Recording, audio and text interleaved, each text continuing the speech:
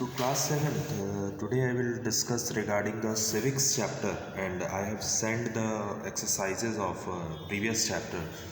So the last chapter is the directive principle of state policy. What is the directive principles?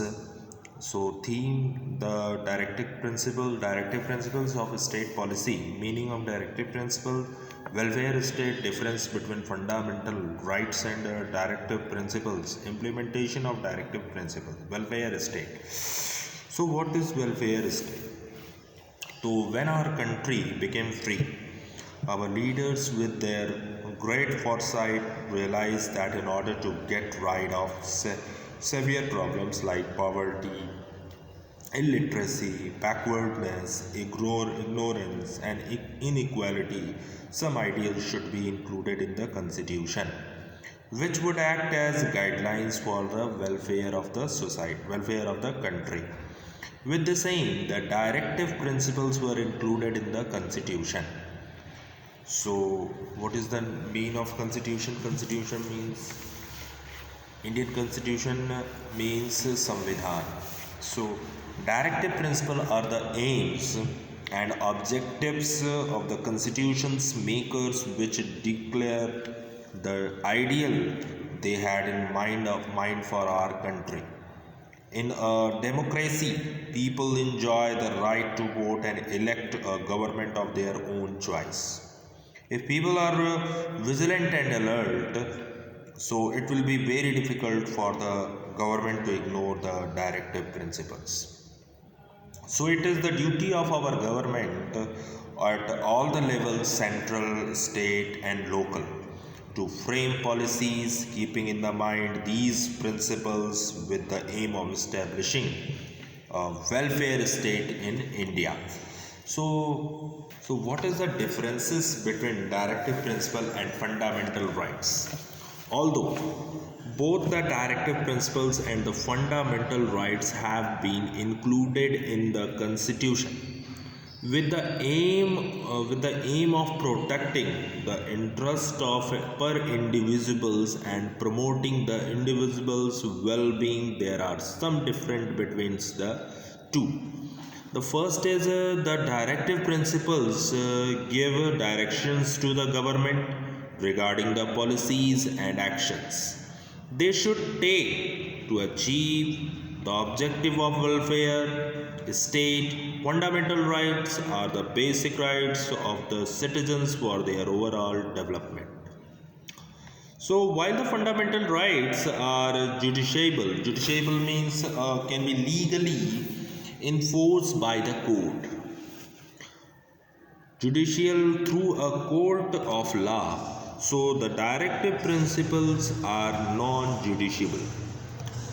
So courts are the custodians of the fundamental rights. We can go to the court if you are right and infringe. So infringe means acts so as to limit or undermine. So or violate it. But if the government fails to implement the directive principles, so we cannot approach any court.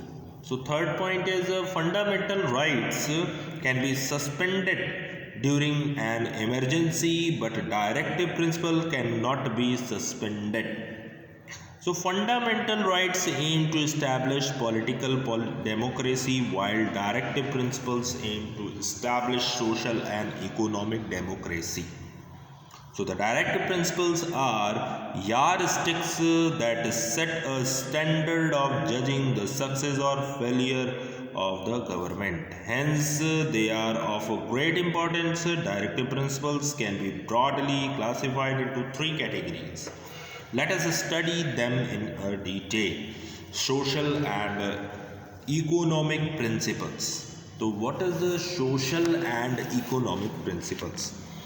So some of the principles under the section of directive principles of a state policy have been listed here. So some principles are aimed at providing social and economic welfare, Under these, the government should try to secure employment and adequate means of livelihood for all men and women. Secure equal pay for equal work for the both men and women and ensure a decent standard of living. Prevent the exploitation of women and children. To protect the health of workers and provide just and human working conditions. Secured participation of the workers in the management of industries. Equal distribution of wealth and material resources among people. Give public assistance in case of old age, illness or disability of any kind. So next is the first is social and economic principles. Second is Gandhian principles. What is Gandhian principles? So Mahatma Gandhi believed that the government should emphasize on to ensure India certain areas for improvement of India and becomes a developed country.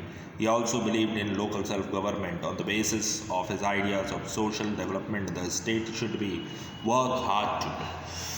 So first point is provide free and compulsory education for all children up to the age of 14 years within a period of 10 years from the implementation of the constitution. Put an end to the exploitation of the scheduled caste and scheduled tribes and all other the backward classes and weaker section of the society. So next is take steps for the prohibition of alcohol and other drugs, except those for medicine purpose, which causes harm to the health of the people and brings social degradation. So second is adopt scientific measures to improve agriculture and animal husbandry. So organize villages and panchayats in every village. The first is adopt scientific measures to improve agriculture and animal husbandry. Next is organize villages, panchayats in every village. To prevent slaughter of cows, this is a very important part, to prevent the slaughter of cows, मतलब गाय को काटा जाना, and calves and promote animal husbandry, यानी किसी भी animal को आप काट नहीं सकते, ठीक है. So to promote cottage industries in villages and tribal areas, to improve the level of nutrition and health, to improve the level of nutrition and health of the people and raise their standard of living. So these are the part of the Gandhian principles. So tomorrow I will discuss next topic. So this is the last chapter and I will provide you tomorrow I will provide you the exercises. Thank you.